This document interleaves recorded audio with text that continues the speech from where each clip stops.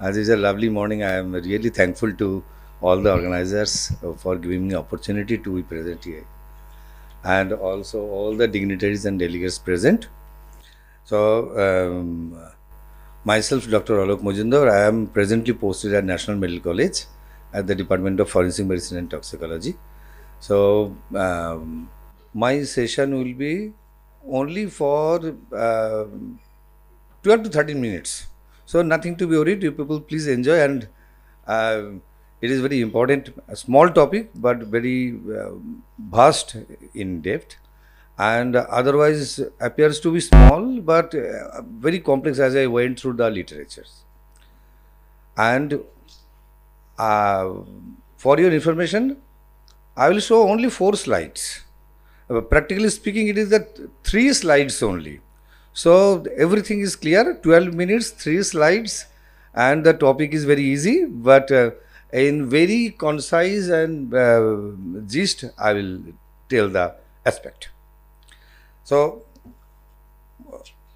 today's topic of discussion is medical ethics, what, why, and current guidelines. That means it is basically medical ethics, but I will be discussing on 3 aspects.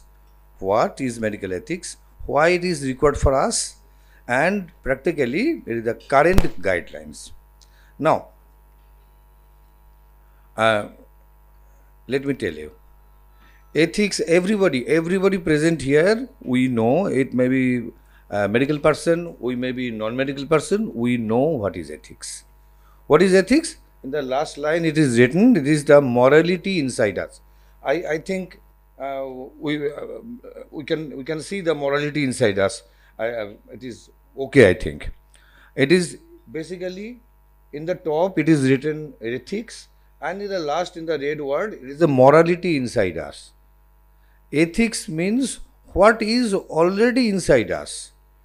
That is right and wrong, decision making power, our intuitions, and our goodness, and our conscience, our decision making power. This is ethics. So it is very easy. Now you see, just in the second line I have written, it is the general ethics, next it is bioethics, next it is medical ethics. What is general ethics? General ethics is very easy. I should be very honest, always tell the truth, like this. It is applicable to everybody in all aspect. Like it may be applicable to an auto driver also, it may be applicable to a doctor, it may be applicable to a politician also. It is the general, it is the broad heading, general ethics.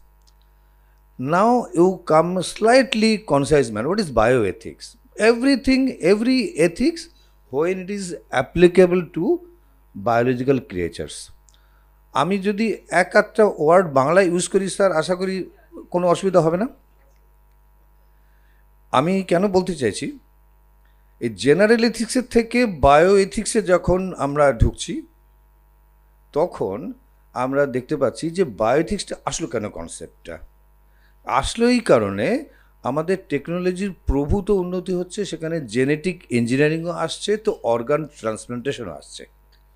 যখনই আমাদের এই technological অ্যাডভান্সমেন্টগুলো হচ্ছে, তখন কিন্তু এথিক্সের ডেফিনিশান, এথিক্সের question, এথিক্সের dilemma, এই ব্যাপারগুলো চলে আসছে।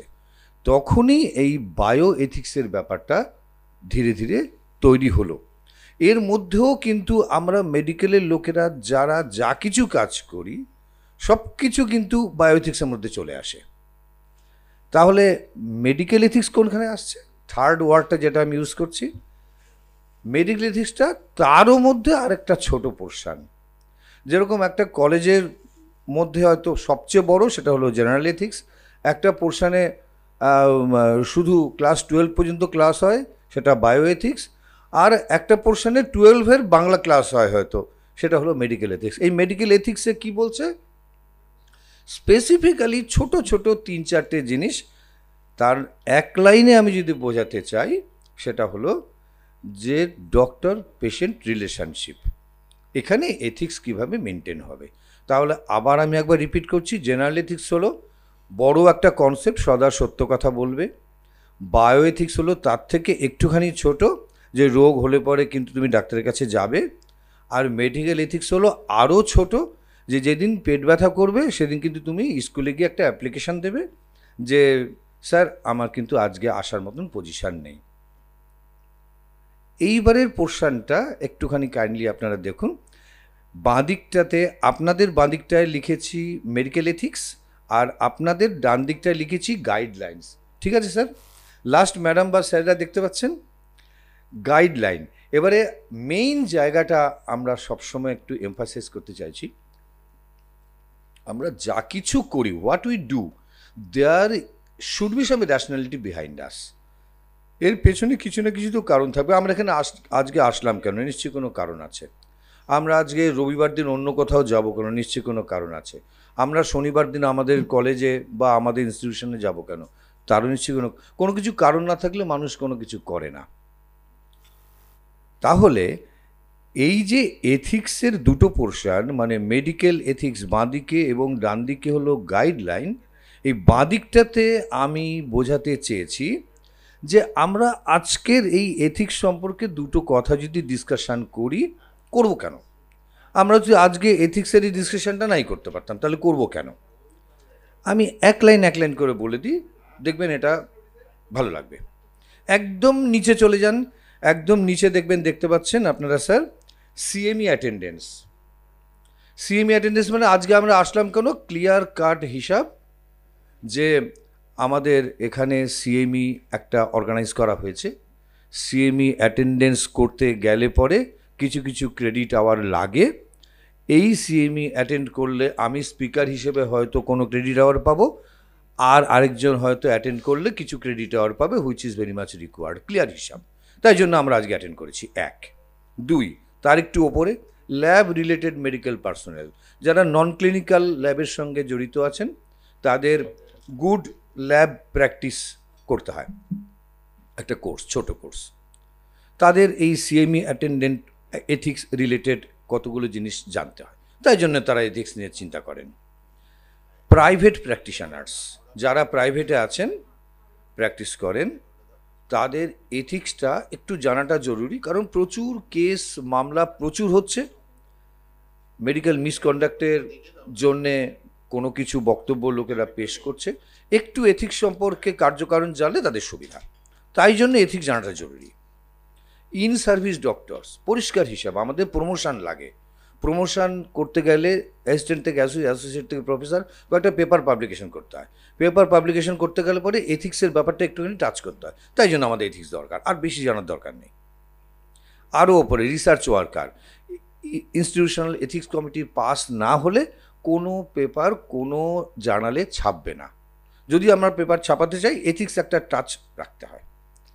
PG medical student, GCP course, good clinical practice course, good laboratory course, ACLS, BLS, first ইয়ারই তাদেরকে করতে হয়। তারপরে তাদের থিসিস অ্যাপ্রুভড হবে না, সে পিজি এমডি ডিগ্রি পাবে না, তাকে একটু এথিক্স জানতে হবে। আর ইউজি মেডিকেল স্টুডেন্ট, আলটিমেটলি তারা যখন ডাক্তারি পাস করবে তাদের এথিক্স জানতেই হবে, ইচ্ছা হোক কি না হোক। প্রথম থেকে একটু এক্সপোজার হয়ে যাওয়াটা ভালো। তাহলে পরিষ্কার হিসেবে আমি বলতে যাচ্ছি, এই যে আজকে আমি মেডিকেল এথিক্স সম্পর্কে যে দুটো কথা বলতে এসেছি, ইচ্ছায় হোক অনিচ্ছায় হোক, আপনারাও যে এসছেন, ইচ্ছায় হোক অনিচ্ছায় হোক, কিছু করার নেই, আমাদের বলতে হবেই, আমাদের জানতে হবে। এই যে জায়গাটা, this is the valuable point. Why আমাদের জানতে হবে কেন?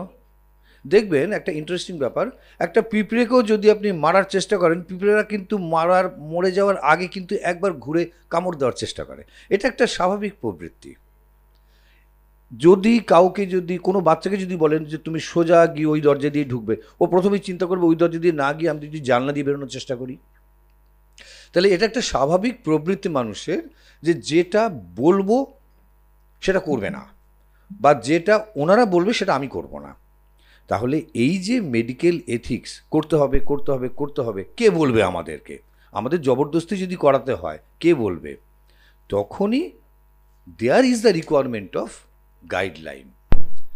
এইখানেই আমি বলতে চাইছি যে আজকের টপিকটার মধ্যে যে থার্ড অ্যাসপেক্টে যে কারেন্ট গাইডলাইন্স, এই গাইডলাইনগুলো আমাদেরকে কে দেয়? নাম্বার 1 ওয়ার্ল্ড মেডিকেল অ্যাসোসিয়েশন, ওনার একটা গ্রস একটা গাইডলাইন দেন। তারপরে ন্যাশনাল মেডিকেল কমিশন ইন্ডিয়াতে, তারা আমাদের কিছু গাইডলাইন দেন। এবং ultimately West Bengal medical council, তারা আমাদের কিছু গাইডলাইন দেন।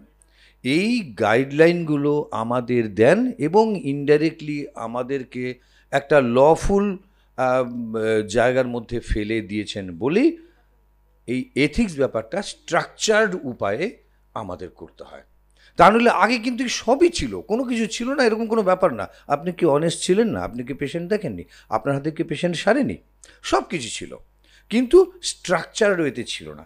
এখন যেটা স্ট্রাকচার্ড ওয়েতে হয়েছে, আশা করি আমি বলে বোঝাতে পেরেছি। এইবারে তো গাইডলাইনটা কী? গাইডলাইনটা আমি খুব ছোট করে বলে দিচ্ছি।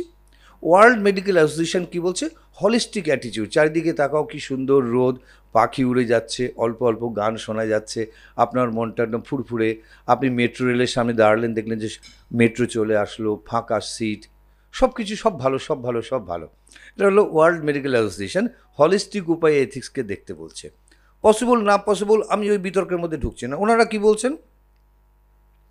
ওনারা বলছেন অটোনমি। আমি এক লাইন করে বলে যাচ্ছি, খুব বেশি 8-9 মিনিটের মধ্যে বলার খুব একটা বেশি ভালো লাগবে না। অটোনমি মানেটা কি? আগে এতদিন পর্যন্ত এই সত্যি কথা বলতে কি এই ব্যাপারগুলো আমি নিজেও জানতাম না। এই আপনাদের প্রেজেন্টেশনের আগে আমাকে কিছু পড়তে হয়েছে, তো সেখানে তখন জানতে পেরেছি ওয়ান্স আপন এ টাইম স্যাররা, সিনিয়র লোকেরা বসে আছেন, আর আমরা ফার্স্ট ইয়ারে সেকেন্ড ইয়ারে দেখেছি অটোনমি মানে বুঝেছি এই কাজটা করলে পেশেন্টের ভালো হবে। পেশেন্টকে বললাম দেখো এটাই করতে হবে, এটাই আমার আদেশ। এইটা ছিল একটা সময় অটোনমি অফ ডক্টরস, আমার ডিসিশন মেকিং পাওয়ার, আমি যা বলবো তাই, আমি তো খারাপ করছি না। এখন সেটা উল্টে গেছে। এখন বলছে যে আপনি জানুন, সব ঠিক আছে, পেশেন্টকে জিজ্ঞেস করুন, দেখুন এইটা করতে চাইছি, একটু ব্যথা লাগবে, করব? খুব বেশি ব্যথা লাগবে? একটুখানি লাগবে, না দরকার নেই। আপনাকে পেশেন্টের জায়গাটাকে চিন্তা করতে হবে, এও খুব ঝামেলার জিনিস। এটা হলো অটোনমি। আগে অটোনমি, ডিসিশন মেকিং পাওয়ার শুধু ডক্টরের ছিল, এখন পেশেন্টেরও দিয়ে দিয়েছে। এই অটোনমির জায়গাটা একটা কনফ্লিক্ট। নন ম্যালিফিসেন্স বলতে চাইছে যে আপনি যদি পারেন খুব ভালো, দয়া করে ওর কোনো ক্ষতি করবেন না। মানে প্রত্যেকটাই কোর্ট কেস হয়ে গেছে বিভিন্ন সময়। আমি যেহেতু ন্যাশনালে আছি, আমাকে বিভিন্ন কোর্ট কেস পাঠায়, নেগলিজেন্স হিসেবে পাঠায়, সেগুলোকে ডিল করতে হয়। নন ম্যালিফিসেন্স মানে তুমি পেশেন্টটাকে যদি ভালো করতে না পারো, দয়া করে ক্ষতি করো না। বেনিফিসেন্স, যদি কিছু করতে পারো তাহলে তার ভালো করো। কনফিডেন্সিয়ালিটি, প্রচুর কিছু তুমি জানলে কিন্তু ফিসফিস করে তুমি তোমার বউকে বলো না, জানো তো ও বাড়ির বউটাতে দেখলাম এই ব্যাপার, না, নেভার টেল। একটা কনফিডেন্সিয়াল, তোমাকে বিশ্বাস করে বলেছে, তুমি এটা করো না। জাস্টিস, সকলের কাছে একটু ইকুয়াল থাকার চেষ্টা করো। এরকম বলো না যে ও গরিব মানুষ, ওকে ওষুধটা না দিলেও চলবে, ওরকম করো না। এইটা ওয়ার্ল্ড মেডিকেল অ্যাসোসিয়েশন একটা আমাদেরকে একটা অপূর্ব সুন্দর জায়গার মধ্যে করার চেষ্টা করছে। আমি ছোট্ট একটা এক্সাম্পল দিলে বুঝতে পারবেন। একটা কেস কিছুদিন আগে আমার কাছে এসছে, ওখানে কমপ্লেন যে করেছে যে আমি কোনো নাম উল্লেখ করছি না, কোন কলেজের উল্লেখ করছি না, সেখানে খুব দুঃখজনক। 2 minutes more please. হ্যাঁ, 2 minutes. 2 মিনিটের মধ্যে হয়ে যাবে, আর 1 সেকেন্ডের মধ্যে হয়ে যাবে। তো ওখানে বলছেন যে শীতের রাতে আমার এই 25 বছরের ছেলেটা ভর্তি হলো হাঁপানি নিয়ে, বেড দেওয়া হলো না, মেঝেতে শুয়ে আছে। আমি ডাক্তারবাবুকে খালি বলেছিলাম একটা কি বেডের ব্যবস্থা করা যায়? ডাক্তারবাবু বললেন বাড়ির থেকে গিয়ে বিছানা নিয়ে আসুন। তার কিছু কমপ্লেন এইটা। সুতরাং কখনো দুঃখ লাগবে, আইনত কখনো পড়তে পারা যাবে কি না পারা যাবে, এগুলো প্রশ্ন আমি আপনাদের মনে জাগিয়ে দিলাম। ন্যাশনাল মেডিকেল কাউন্সিল কি বলছে? যে অত ওয়ার্ল্ড মেডিকেল অ্যাসোসিয়েশন বলেছে খুব ভালো কথা, আমরা কনসাইজ উপায়ে একটা গাইডলাইন রেজিস্টার্ড মেডিকেল প্র্যাকটিশনারদের জন্য ন্যাশনাল মেডিকেল কাউন্সিল একদম বড় 78 পাতার একখানা গাইডলাইন তৈরি করে দিয়েছেন। ঠিক এরকমই হওয়া উচিত, এরকমই হওয়া উচিত। আর শেষ ব্যাপারটা যেটা আমি বারবার এমফাসাইজ করতে যাচ্ছি কারেন্ট গাইডলাইন নিয়ে, যে আমাদের ওয়েস্ট বেঙ্গল মেডিকেল কাউন্সিল কিন্তু ক্লিয়ারলি এবছরের এপ্রিল মাসে বলে দিয়েছে যে আমরা বলে দিচ্ছি তোমাদের 30 ঘন্টা 5 বছরের মধ্যে ক্রেডিট আওয়ার লাগবে লাগবে লাগবে, এইটা মানার চেষ্টা করো।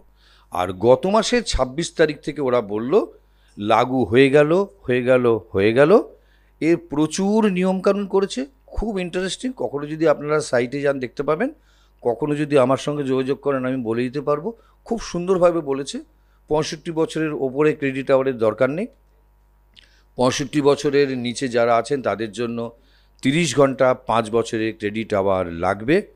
এর মধ্যে এতগুলো সিএমই করতে হবে। এই সিএমইর মধ্যেও 8 ঘন্টা কাউকে দিয়ে এথিক্স সম্পর্কে বলাতে হবে, খুব ক্লিয়ার। কিন্তু মানে আজকে যে আমি বলতে এসেছি এটা কোনো হলিস্টিক ব্যাপার না, কিন্তু এইটা ওরা বলছে আপনাকে করতে হবে, করে আপনাকে ডকুমেন্টেশন করতে হবে, আপনাদেরকে বলতে হবে।